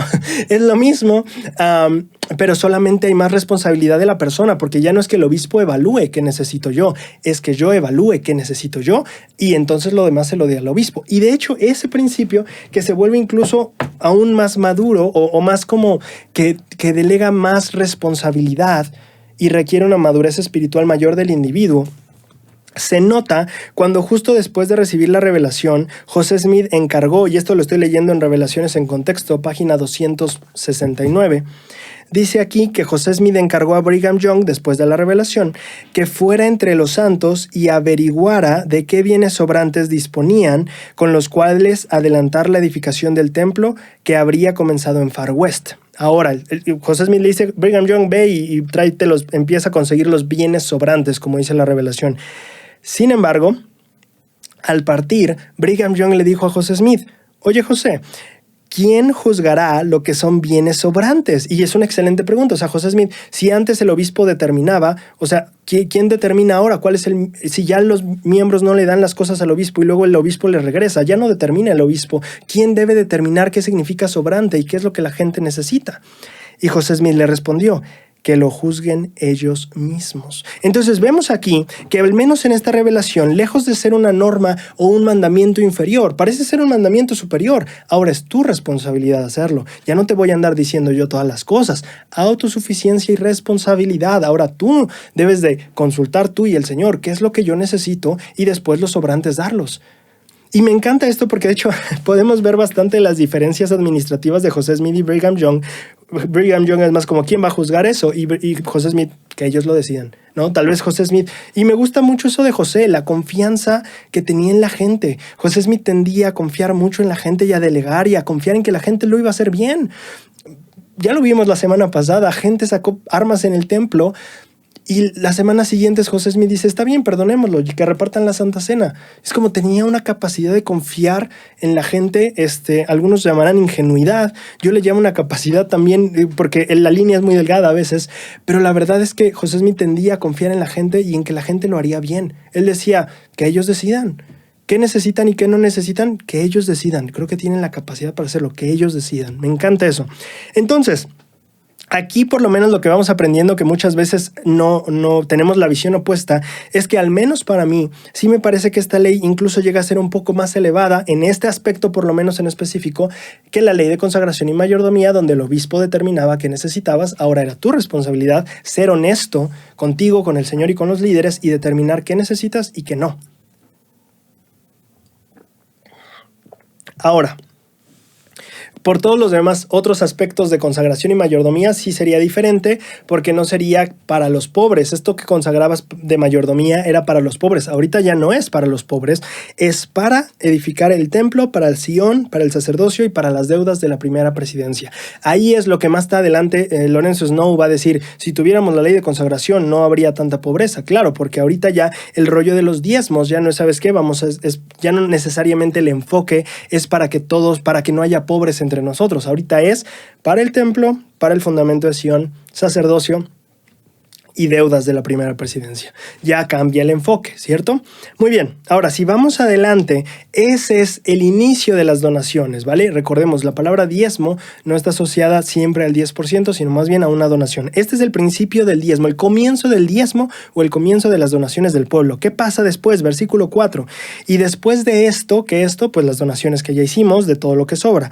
Todos aquellos que hayan entregado este diezmo, y nota ahí, está usando esta palabra diezmo para referirse a la donación de todo lo que te sobra. Entonces, el primer diezmo tenía que ver, o la primera donación tenía que ver con dar lo que te sobraba. Después dice, todos aquellos que hayan entregado este diezmo pagarán la 10ª parte de todo su interés anualmente. Y ahí vamos a parar un poquito, porque ahí surgen preguntas a quienes estamos buscando una comprensión lectora de este texto. 10% del interés anualmente, ¿qué significa eso? Si nosotros vamos al Webster Dictionary, porque muchas personas, y aquí sí he visto que varios líderes han mencionado el hecho de que interés significa ingreso, y pues no necesariamente. Si nosotros vamos al Webster Dictionary, al diccionario de la época de José Smith, y nosotros buscamos interés, vamos a ver bastantes definiciones, una de las cuales llama mi atención porque una de ellas es profit. Entonces, profit, para quienes no lo sepan, tal vez los que ya vivan en Estados Unidos ya están agarrando la onda, pero profit significa ingresos netos, ¿vale? Cuando tú estás hablando de un negocio y hablas del profit, es la ganancia, pero no la ganancia en cuanto a lo que vendes, sino en cuanto a lo que vendes menos lo que gastas, y lo que te queda, esa es la ganancia, ese es el profit. Entonces, en cierto sentido, si alguien quiere calcular como el profit o el interés, en cierto sentido, en este sentido por lo menos, ¿no? Te estoy diciendo lo que dice el Webster Dictionary. Si alguien quiere entender interés en ese sentido, bueno, entonces estaría diciendo que de todo lo que ganas menos lo que gastas, de ese profit o de ese interés anualmente tienes que dar el 10%. Eso es lo que diría si nosotros lo estudiamos en el Webster Dictionary. Ahora, una interpretación que me parece todavía más interesante es una que voy a dar a continuación. Y estoy dando esto porque fíjate que justamente una persona no me acuerdo, creo que hace como 6 meses me escribió y me dijo: Braulio, fíjate que yo he estado estudiando esto del diezmo y ando con una súper pregunta, porque le pregunté al obispo, a los misioneros, y no me han podido contestar, y ya hasta creo que no quieren hablar conmigo por las preguntas que les hago. Y me dice: pero en la revelación ahí dice que el diezmo tiene que ver con pagar la 10ª parte de tu interés. La 10ª parte de tu interés, no de tu ingreso. Y la gente dice: no, es que eso significa ingreso. Y esta persona me decía: no, porque interés significa interés, no ingreso. No podemos cambiar las palabras solamente. Y digo: estoy totalmente de acuerdo. Le dije: pero no conozco mucho el tema, no lo he estudiado tanto, así que no te podría dar una respuesta tan clara. Y entonces yo entiendo perfectamente la pregunta de esta persona. Y por eso ahora me adentré un poquito más al tema. Si nosotros vamos, y esta es la otra interpretación con la que, de hecho, lo vamos a sacar mucho de Revelaciones en contexto para entender qué significaba eso en la revelación. Si nosotros entramos a... ok, vamos a leer directamente de Revelaciones en contexto. Otra vez estoy en la página 269, en el párrafo 1. Dice: el obispo Patrick, y acuérdate que el obispo Patrick es el obispo de Sion, el obispo de Far West. El obispo Patrick, que es donde se da la revelación, en Far West. El obispo Patrick estuvo presente en la reunión en la que al parecer se recibió la revelación. Escribió desde Missouri al obispo Whitney en Ohio y le explicó cómo se habría de cumplir la revelación, ¿vale? ¿Qué dice aquí? Cita al obispo Patrick: se requiere que los santos se entreguen todos sus bienes sobrantes en las manos del obispo de Sion. Ese es el primer diezmo, el primer donativo que ya vimos, ¿cierto? Y después de este primer diezmo, dice el obispo Patrick, deben pagar anualmente una 10ª parte de todos sus intereses, de todo su interés. El obispo Patrick entendió que una 10ª parte de todo su interés anualmente significaba 10%, y escucha, ¿qué significaba de acuerdo al obispo Patrick? Significaba el 10% de todo lo que los santos ganarían en intereses si invirtieran su ingreso de un año.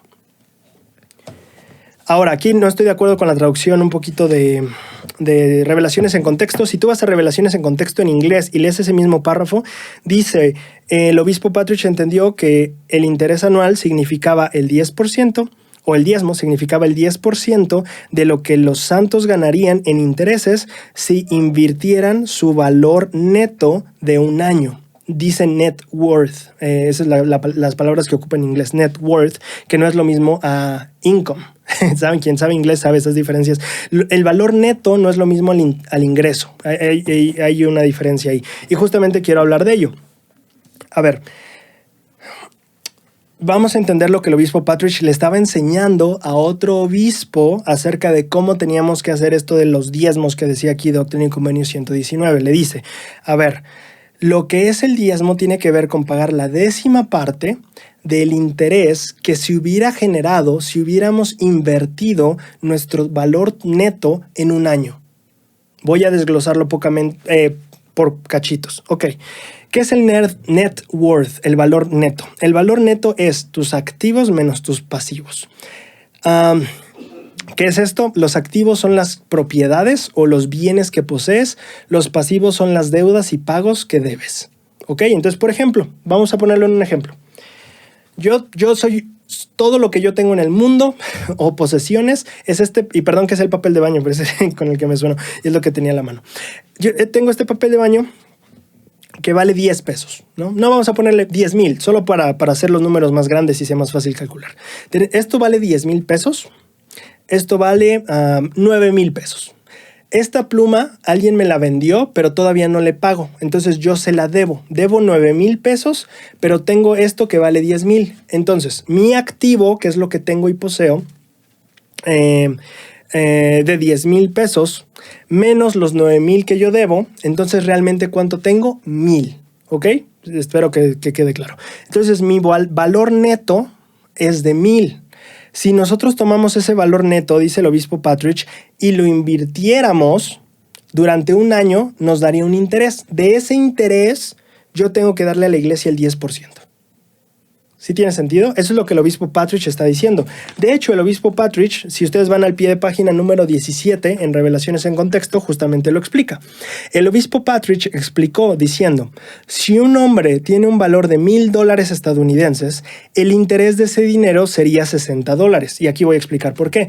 Porque regularmente en Kirtland, en Missouri y en estos lugares, la tasa fija de interés estaba en el 6%. Entonces, ¿por qué dice $60? Porque el 6% de 1,000 sería 60. Entonces dice, si yo tuviera estos $1,000 o si yo valiera estos $1,000 o mis propiedades valieran estos $1,000 y yo los invirtiera, voy a repetir eso, si mis propiedades menos mis deudas fueran $1,000 y yo invirtiera esos $1,000 a un interés del 6%, yo tendría $60.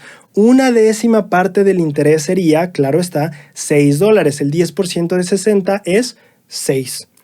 El interés sería $6. Así pues, ese es el plan. ¿Ok? Entonces, ¿qué es lo que nos explica el obispo Partridge?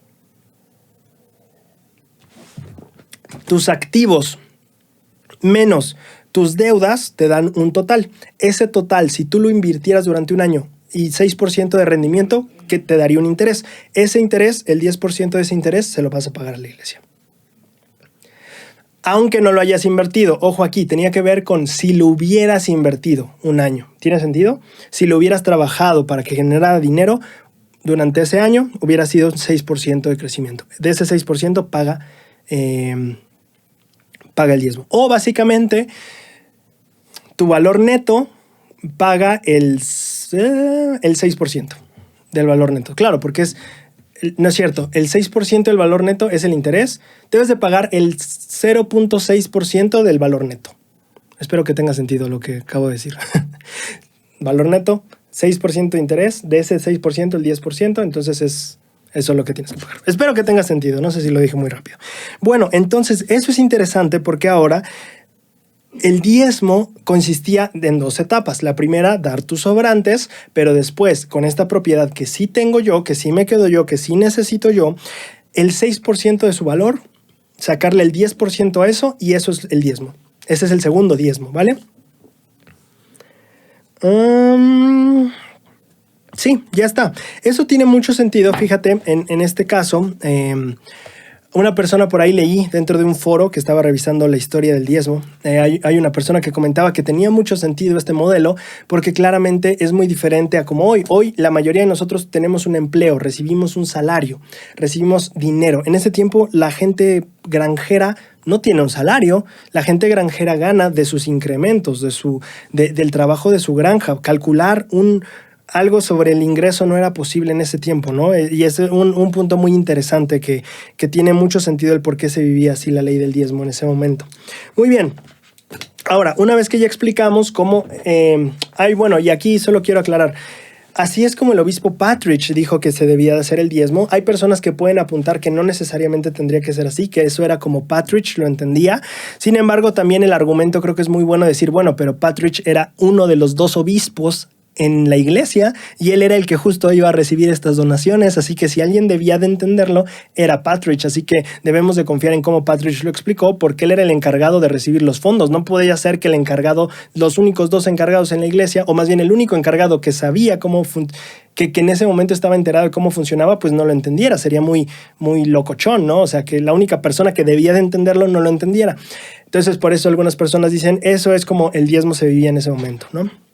Y bueno, Partridge le escribe la carta a Whitney, que era el otro obispo.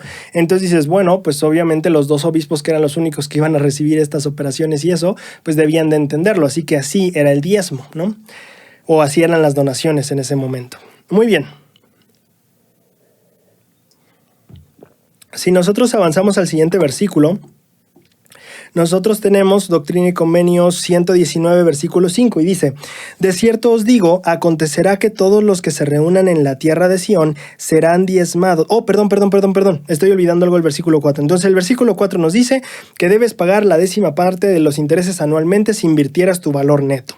Y esta les será por ley fija para siempre, para mi santo sacerdocio, dice el Señor. Aquí hay bastantes preguntas porque fíjate que ni en el manual de Doctrina y Convenios que regularmente yo visito, ni aquí, ni en Santos. De hecho, Santos ni menciona la revelación del diezmo, ni Bushman la menciona. Entonces parece que hay un como hueco de comprensión y una es que no quiero usar la palabra de... bueno, no sabemos mucho al respecto, es lo que quiero decir. Pero fíjate, porque a mí me surgen preguntas, tal vez a ti también, a ver si tú tienes alguna respuesta. Yo adelante, por favor, si tienes respuestas, yo la siguiente capítulo las incluyo aquí si me la mandas o lo comentas. Claro, porque dice, esta es la ley fija para siempre. Y tú y yo vamos a decir, oye, pero espérate, esta ley ya no la vivimos así, como que ley fija para siempre y ya no es la ley que vivimos. Y también dice para el sacerdocio, entonces ahí surge la pregunta, a ver, o sea, que es una ley para el sacerdocio, o sea, la gente que no tiene el sacerdocio no aplica, o cómo funciona eso. Son preguntas que han surgido, yo no tengo la respuesta, la busqué en los manuales y no te quiero dar aquí lo que yo especule al respecto, pero creo que es interesante, si alguien tiene el conocimiento de eso, adelante, venga por favor, y ahora sí que levantaos y brillad y alumbradnos un poquito con su luz, porque no tenemos, yo por lo menos no tengo idea. Ahora, versículo 5, ahora sí, de cierto os digo, acontecerá que todos los que se reúnen en la tierra de Sión serán diezmados de todas sus propiedades. Y acuérdate que diezmado tiene que ver con donación. Serán diezmados de todas sus propiedades sobrantes y observarán esta ley. Entonces aquí tenía que ver con las personas que iban llegando a Sión, y que ese es el asunto, te toca donar de todas tus propiedades, ¿no? Entonces, si tú lo interpretas eso como dar el 10% de todas tus propiedades, pues adelante, supongo que tienes la evidencia para poder hacer ese argumento. Sin embargo, también, pues diezmo era donación, así que si estamos hablando de que se dona todo lo que te sobra en propiedades, y aquí la revelación dice, debes de donar de lo de las propiedades cada que vengas a Sión o cuando vengas a Sión, ¿no? Entonces se entiende justamente todo este asunto, de que tal vez es esta misma ley. Cuando tú llegas a Sión, tienes que donar todo lo que te sobra. Básicamente la ley de consagración, solo que ya no enfocada a que todos seamos equitativos en cuanto a capital, sino para que Sión prospere. Y creo que, porque fíjate, justamente creo que uno de los grandes problemas que tuvimos en Kirtland y que nos dimos cuenta la semana pasada es que llega el momento en que dicen, ¿saben qué? Ya más gente pobre no podemos traer, que no se pueda sostener por sí misma, porque ya la iglesia ya no puede mantener gente. Y tal vez aquí es esta instrucción diciendo, ¿saben qué? Aquí necesitamos un cambio de política. Ya no podemos abastecer a todos. Y que nos encantaría. José Smith le encantaba. Ya hemos visto que José Smith estaba... Una vez creo que regañó así a... Ay, ¿quién era esta persona? El de la tienda en Missouri. No me acuerdo cómo se llamaba.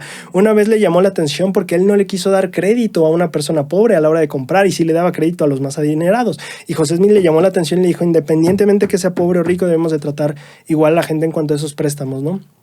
Entonces José Smith casi que le hervía la sangre pensar que tenía que haber esta diferencia entre pobres y ricos. Pero bueno, aquí la revelación implica que ya este tipo de ley, eso sí va a ser diferente. La consagración se ocupaba para que fuéramos todos iguales y tuviéramos todas nuestras necesidades. Ahorita ya es enfocarse porque se construye el templo, se construye la ciudad, se dé para el sacerdocio y para la presidencia de la iglesia.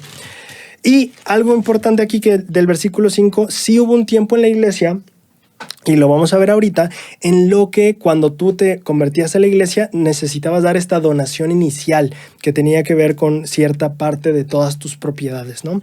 Eso sí se quedó, que justamente es el versículo 5. De la revelación, ahí quiero dejarle, solo quiero hablar de la sección 120 y después dar una breve historia del diezmo, de cómo fue que lo que acabo de explicar, que revelaciones en contexto nos ayuda a entender de cómo se vivía en ese momento las donaciones en la iglesia y cómo se viven ahora. Es interesante ver cómo ha sido el recorrido, entonces voy a hablar un poquito de ello y después voy con mi versículo de poder, que es el que he estado reservando porque me encantó de esta semana. Bien. Entonces, el versículo 120, en la sección 120 solamente va a hablarnos de quiénes son los encargados de los diezmos. Y de hecho va a mencionar la primera presidencia, el obispo y sus consejeros, o el consejo del obispado, le llamaríamos hoy. Y 3, el sumo consejo. Y ahí es el sumo consejo de Sión, ¿vale? A los que justamente estaban ahí, no los 12 apóstoles, eso también es algo que ahorita tenemos ya diferente, porque ya no hay un sumo consejo de Sión. Eso ya no... Bueno, podrías decir que ahora el sumo consejo de Sión son los apóstoles, creo que eso podría hasta cierto punto ser, salvo que en su tiempo, en el tiempo de José Smith, un sumo consejo estaba encargado de todas estas acciones disciplinarias. Los 12 apóstoles ya no se encargan de ese asunto más. Solo los presidentes de estaca y los sumos consejos de cada estaca. Bien, entonces, una vez hablado de esto, quiero hablar un poquito de la historia del diezmo. Fíjate que también es algo que no me dio tiempo de investigar, tanto como lo de la palabra de sabiduría. Eso pues, no te puedo decir, esa vez fueron como 40 horas de estar revisando documentos y entendiendo la información. Ahorita nada más me aventé como 1 hora, así que no va a ser tan completa la información todavía. Y principalmente porque no encontré. Realmente no encontré como alguien que me dijera, oye, ¿sabes qué? ¿En qué momento cambiamos de que fuera el 10% del interés invirtieras a hacer el 10% de cierto que tuviera que ver con tus ingresos y después a todo lo que tenemos tal vez hoy, ¿no? Entonces me llamó mucho la atención y hay un canal de YouTube que se llama Talking Scripture. Es un canal que hace contenido de Ven, Sígueme. Son dos hermanos, creo que los dos son de Utah. Uno de ellos, que es creo que el fundador o el que inició todo, creo que se llama Mike, es de Utah y es profesor, o no sé si ya se habrá terminado, es profesor de instituto allá en Provo, en BYU, de hecho creo. Y entonces él tiene una página que se llama LDS Scripture Teachings, que es Enseñanzas de las Escrituras Santas de los Últimos Días. Y en su página tiene un blog y justamente tiene este podcast o este programa de Ven, Sígueme, está en inglés. Nunca lo he visto, no sé si te puedo decir está bueno o no. Yo nunca lo he visto. Lo que sí es que justamente la información que voy a estarte compartiendo la saqué de ellos. Ellos son los que hicieron esta línea del tiempo sobre el diezmo y hay algunas fuentes que no pude comprobar, otras que sí, pero voy a tratar de hacerlo más transparente también. Solo aclarando, lo estoy sacando de ellos, no es algo que yo construí, sino es algo que ellos agradecemos que hayan hecho el favor de compilar una línea del tiempo sobre el diezmo y, por así decirlo, su evolución, ¿no? Bien, resulta que tenemos la revelación de 1838, pero un año antes, en el 37, ya había un sumo, ya no me acuerdo qué obispado, me parece que es el de Kirtland, que ya estaba hablando de que debía de haber algo que estuviera atado a un porcentaje. Y ellos hablaban de un 2%, que el diezmo o las donaciones deberían representar un 2%. En 1838, en esta revelación, justamente ya estamos hablando de los principios que ya analizamos y cómo se fijó el diezmo. Para el 44... resulta que hay un punto en el que, no sé, y ahí no pude, esta es de las cosas que me frustró porque no pude acabar de investigar, no sé si es antes o después de la muerte de José Smith, yo supongo que es después de la muerte de José Smith por las crisis que se llegaron a afrontar, pero llega un momento en el que se hace como un manifiesto y se le pide a todos los miembros de la manera más inmediata posible que se dé un 10% de todas sus posesiones para la iglesia, un 10% de todo lo que tengan. Incluso los conversos recientes, ¿no? Los que tal vez justamente ya habían aportado el 10% de lo que tenían, ahí también todos, vamos a hacerlo todos parejos, 10% de todo para financiar la iglesia. Ahora, en el año siguiente, el 45, se empieza a hacer un énfasis o se llega a hacer énfasis acerca de dar un 10% al entrar al nuevo y sempiterno convenio. Es decir, cuando uno entraba al nuevo y sempiterno convenio, debía de hacer justamente una donación del 10%. Y aquí no hablamos de ingreso, hablamos de posesiones, ¿vale? Para el 47, Orson Hyde apunta a que el diezmo o las donaciones, justamente como lo estamos entendiendo en Doctrina y Convenio 119, Orson Hyde, 1847, dice que el diezmo se trata de dar 10% de todo lo que tienes al comienzo, es decir, cuando entras a la iglesia, y después un 10% anual de tu aumento. Y eso trae otra connotación del diezmo, porque tal vez es lo que yo he aumentado en dinero durante el año, ¿sabes? Y al final, o sea, mi cuenta de banco empezó en 50 y ahora estamos en 100, estamos hablando de un incremento. Y ahí tal vez alguien, porque es increase, no sé si en Estados Unidos se interpreta diferente la palabra increase, pero yo lo interpreto como incremento. Entonces, si alguien tiene una corrección, yo dispuesto, si me equivoqué en algo, perdón. Pero increase es incremento, entonces sería como, ok, si yo tengo $50 y en el año acabé con 100, entonces de esos $50 que se aumentó, tengo que pagar 10%, o sea, $5. Entonces trae otras connotaciones interesantes. Hay un gran espacio de tiempo donde pasan cosas, o hasta que pasan cosas que yo considero más relevantes. En 1873, estamos hablando ya en Utah, estamos hablando de que se empiezan a dar, al menos en esta línea del tiempo es la primera vez que yo veo que se empiezan a dar los primeros discursos que hablan del diezmo como el 10% del ingreso anual.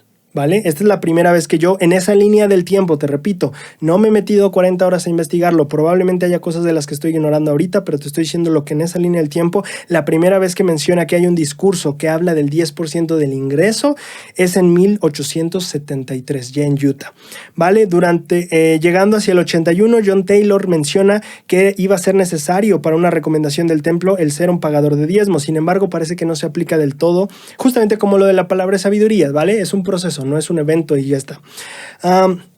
En el 1899, el presidente Snow, creo que ya era profeta en ese momento, habla de que todos deberíamos pagar el diezmo, que es justamente las historias que hemos aprendido, de que él está en el discurso, se detiene a la mitad y dice todos debemos pagar el diezmo. Acabo de recibir una revelación. La iglesia estaba muy endeudada, por cierto, en ese punto, entonces sí necesitaban muchas donaciones, y de hecho cuando el profeta Snow empieza a hacer más énfasis en el diezmo, al año siguiente la iglesia recibe el doble de donaciones que el año anterior.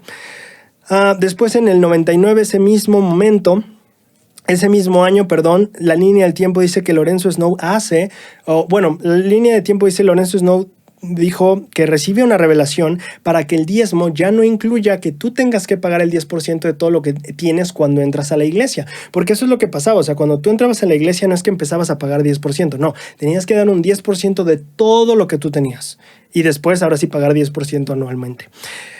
Entonces, en el tiempo de Lorenzo Snow, en 1899, es cuando se detiene eso. Yo no pude ir a leer el documento original, que me hubiera encantado, pero no lo pude encontrar. Para 10 años después, en 1908, nosotros ya tenemos que el diezmo, ahí es donde se para, que se puede hacer por propiedad, por labor, por producto o por especie. Que recuerdas que tal vez tenemos las historias de que justamente la gente llevaba el 10% de su trigo o el 10% de su algo, ¿sabes? Bueno, en 1908 eso se paró, ya no. El diezmo va a ser prácticamente cash, me parece, ¿no? Va a ser en cash. En 1910 ya se hace estricto que tú tengas que ser un pagador de diezmos para poder entrar al templo. Ahora sí ya, bueno, John Taylor lo había dicho desde el 1881, pero hasta el 1910 ya se hace algo estricto, así como la palabra sabiduría, que ya habíamos visto, ¿no? Fue una evolución, un proceso, no un evento. Ok, bueno, fíjate que eso es interesante. En 1914, no es cierto, ya me perdí. Sí, ya me perdí. Pero bueno, el punto es que llega a 1963 y ahí es la primera vez que se menciona, dice aquí en un manual, que el diezmo se paga sobre el gross income, que quiere decir el ingreso bruto, no el ingreso neto, como habíamos aprendido en otras ocasiones, sino como el ingreso bruto. O sea, todo el ingreso. Eso viene en un manual, en el manual de instrucciones de 1963. Sin embargo, yo estuve buscando en este nuevo manual y ya no viene una aclaración así sobre el diezmo. O al menos no que yo la encontrara en este nuevo manual que están actualizando constantemente. El último fecho o dato interesantísimo en cuanto al diezmo se da en 1970. Ese es como donde llega la línea de tiempo de estos hermanos. Y en 1970 pasa algo súper interesante porque resulta que hay una carta de la primera presidencia, que en ese tiempo era Joseph Fielding Smith, el profeta. Me parece que Harold B. Lee era su consejero y Eldon Tanner era el otro consejero. Y entonces lo que resulta es que la primera presidencia manda una carta diciéndole a todos que pues la gente les ha preguntado mucho que qué es realmente un diezmo íntegro. Y entonces ellos responden que la única palabra que tenemos, o sea, realmente sobre qué es diezmo, está en Doctrina y Convenios 119, versículo 4, donde dice 1/10 de todo tu interés anualmente. Y ahí dicen, anualmente se entiende como, interés se entiende como ingreso, con lo cual tal vez no muchos estaremos de acuerdo en que solo se cambie la palabra porque la revelación original dice interés. Pero eso es lo que dice la carta de la primera presidencia, ¿no? De ahí se saca el énfasis que yo he visto muchas veces en varios líderes de que interés significa ingreso, ¿no? Entonces, ellos dicen eso en la carta. Sin embargo, algo que se vuelve muy, muy interesante. Ok, voy a repetir los datos. Primer dato interesante, ellos dicen la única declaración que alguien ha hecho y que puede realmente citarse para hablar de qué es diezmo íntegro es Doctrina y Convenios 119. Nadie más está autorizado o ha hecho otra declaración que aclare qué es un diezmo íntegro. Entonces, Doctrina y Convenios 119, dicen ellos, es la clave para decir qué es un diezmo íntegro. Después, 2, dice la palabra interés se interpreta como ingreso. Y 3, y este es el último párrafo de la carta, dice que cada miembro de la iglesia está entitled, como tiene el derecho, a hacer su propia decisión perteneciente a qué él piensa que le debe al Señor, qué es lo que él piensa que le debe al Señor y hacer el pago correspondiente. Lo voy a leer otra vez, perdón, es que lo estoy traduciendo. Para quien sepa inglés dice, every member is entitled to take his own decision as to what he thinks he owes the Lord and to make payment accordingly. En español dice cada miembro está en su derecho de hacer su propia decisión hacia lo que él piensa que le debe al Señor y hacer el pago correspondiente. Así termina la carta. Entonces, muy interesante y muy, ¿sabes? Muy interesante. Ahí acaba la línea del tiempo y de verdad todas las investigaciones o pequeñas investigaciones que yo he llegado a hacer en los últimos 6 meses de dónde va el diezmo y dónde se definió y cómo fue que fue cambiando. La verdad es que esa es la carta definitiva que encuentro en muchos espacios donde se comparte justamente eso. Ahora, tú y yo sabemos, o no sé, aquí voy a pedir ayuda del público, pero tú y yo sabemos que a partir de ese entonces no ha cambiado mucho el concepto de diezmo. O sea, decimos, Doctrina y Convenios 119 explica qué es el diezmo, pero si vamos a cómo explicaban los líderes del tiempo de José Smith qué era el diezmo, no es lo que nosotros vivimos actualmente. Entonces, ¿sabes? Entonces ahí está todavía ese... pues sí, pues mar, por lo menos para mí es mar de confusión, porque todavía no te puedo decir aquí cómo resultan las cosas o qué, o por qué o cómo. Lo que sí puedo decir que es interesante es que todos también estamos muy conscientes de las enseñanzas modernas, desde los púlpitos y desde los líderes, de lo que el diezmo se refiere. Por ahí hay debates acerca de que siempre se ocupa la palabra ingreso y nunca se especifica ingreso neto o ingreso bruto. Eso es cierto, y creo que estaba viendo justamente que hay debates sobre eso. Pero creo que es importante, quiero aclarar que yo en esta línea del tiempo que te estoy dando del diezmo no te estoy diciendo que lo pagues de una o de otra manera, no estoy abogando por ni un ni otra en el sentido de nada, yo solo estoy dándote información, lo que tú quieras hacer con ella y lo que tú y el Señor queden en eso, yo no me voy a meter. Y nada más. Ahora, estoy viendo si se me olvidó algo. No, creo que no tengo nada aquí pendiente. Ok, perfecto. Entonces vamos a terminar este capítulo solo con mi versículo de poder que me fascinó mucho. Doctrina y Convenios 117. Perdón, ya me acordé que iba a decir nada más para acabar el diezmo. Si tú tienes más información, yo fascinado de que nos la mandes y yo la puedo revisar y por favor, o sea, a mí me encantaría poderles dar más información, pero no la tengo. Así que si alguno de ustedes tiene más información todavía al respecto, yo fascinado en que venga. Muy bien. Y si es algo que aporta más a lo que ya hemos visto aquí, pues yo encantado de comunicarlo en el siguiente video para que todos sepamos más y estemos más enterados de todo esto. Bien, Doctrina y Convenios, mi versículo de poder, Doctrina y Convenios 17.2. Doctrina y Convenios 17.2, estamos hablando a Newell Cawitney, el obispo, y dice, avergüéncese mi siervo Newell Cawitney de la banda nicolaíta y de todas sus abominaciones secretas, así como toda su pequeñez de alma delante de mí. No estoy muy seguro de todo eso anterior, no lo investigué porque lo que me llamó la atención es lo siguiente. Dice el Señor, y suba a la tierra de Adán Ondiamán. Entonces le da el mandamiento, ve a la tierra de Adán Ondiamán, donde se está organizando una estaca, y sea obispo para mi pueblo, no de nombre, sino de hecho, dice el Señor. Esto me pareció impresionantemente bello, porque el Señor aclara algo que me parece fundamental en nuestra vida. Sea obispo, no de nombre, sino de hecho. Son las palabras que ocupa. Y yo lo aplico a mí. Yo no soy obispo ni de nombre ni de hecho, ¿verdad? Bueno, no sé si eso se puede ser de hecho y no de nombre. Pero bueno, yo no soy obispo, pero sí soy hijo, sí soy hermano, sí soy novio, sí soy miembro de la iglesia, sí soy, ¿sabes? También pienso en si soy discípulo de Cristo. Y entonces aquí viene la parte de preguntarte, ¿soy padre, por ejemplo, soy padre o madre de nombre o de hecho? ¿Soy hijo o hija de nombre o de hecho? ¿Soy miembro de la iglesia de nombre o de hecho? ¿Soy discípulo de Jesucristo de nombre o de hecho?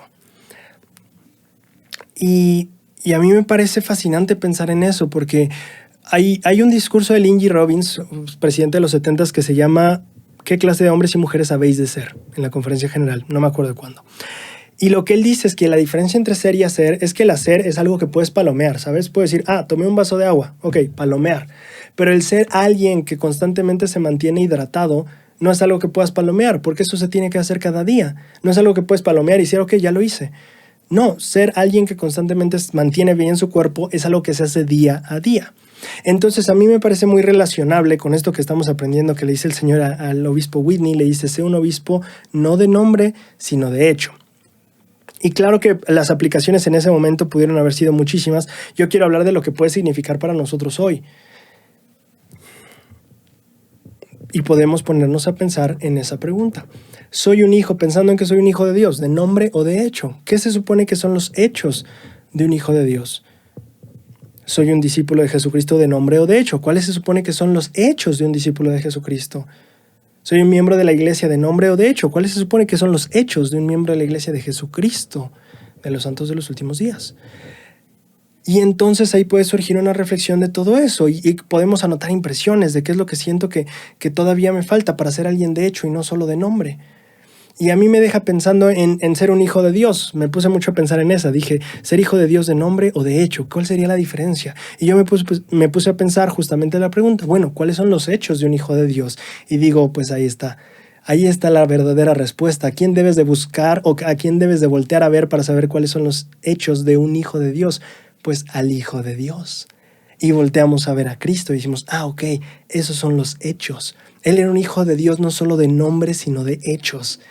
Y entonces si yo quiero ser como Él, entonces vamos a ser un discípulo de Cristo, no solo en nombre, sino en hechos. Y me encantó esa reflexión y con eso quiero que te quedes, con ese espíritu que te dice cómo ser un miembro de la iglesia no solo de nombre, sino de hechos.